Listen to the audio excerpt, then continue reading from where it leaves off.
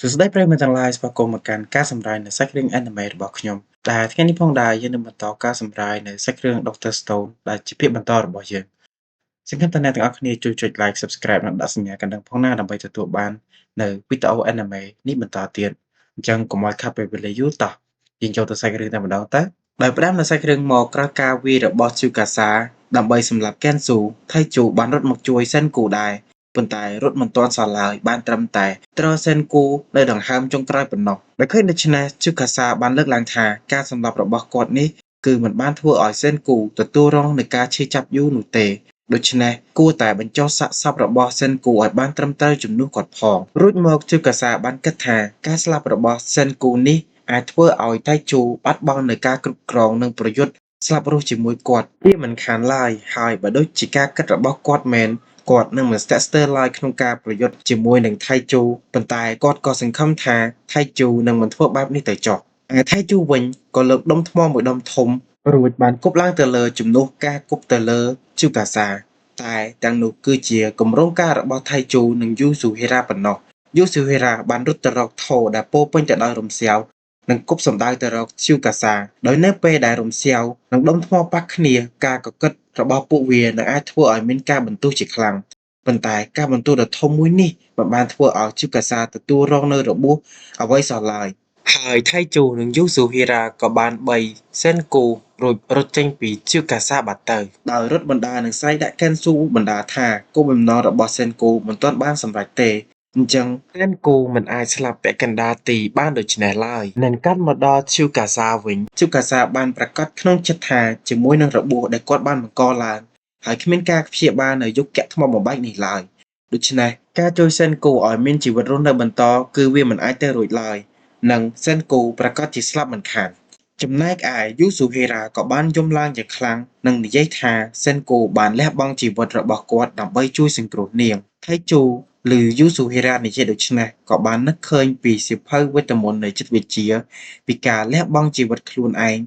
បែបនេះគឺមានតែពីរប្រភេទប៉ុណ្ណោះគឺការលះបង់សម្រាប់ក្តីស្រឡាញ់និងការលះបង់សម្រាប់មិត្តភាពហើយនៅក្នុងពេលនោះមិត្តភ័ក្តិដែលបានកាន់សៀវភៅវេទមន្តនៃចិត្តវិទ្យានោះបានសួរទៅកាន់សេនគូថាតើ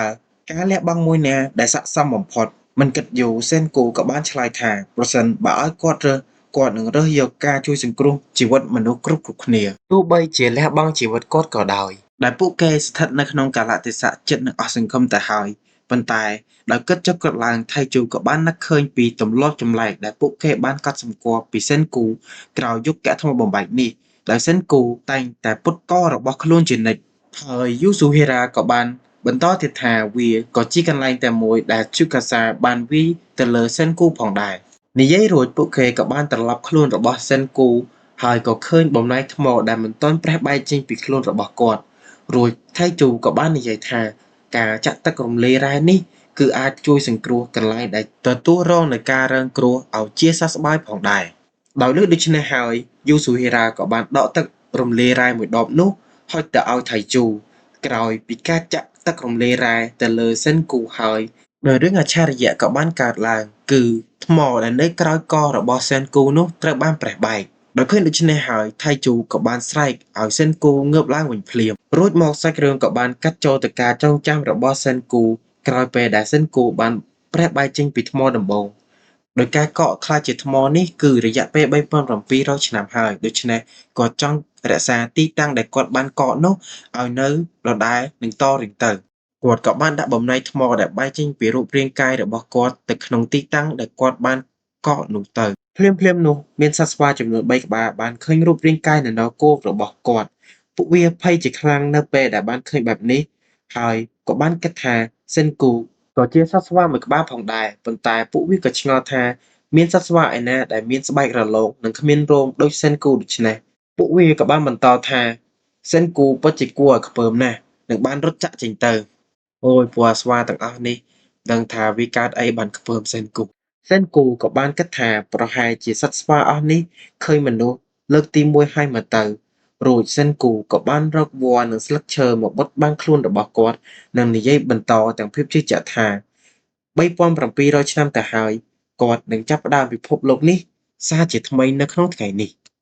ផែនការដំបូងរបស់សិនគូគឺជាការបង្កាត់ភ្លើងដោយប្រើប្រាស់នូវវិធីសាស្ត្របុរាណគឺជាការលុញឈើរហូតទាល់តែបង្កើតភ្លើងបាន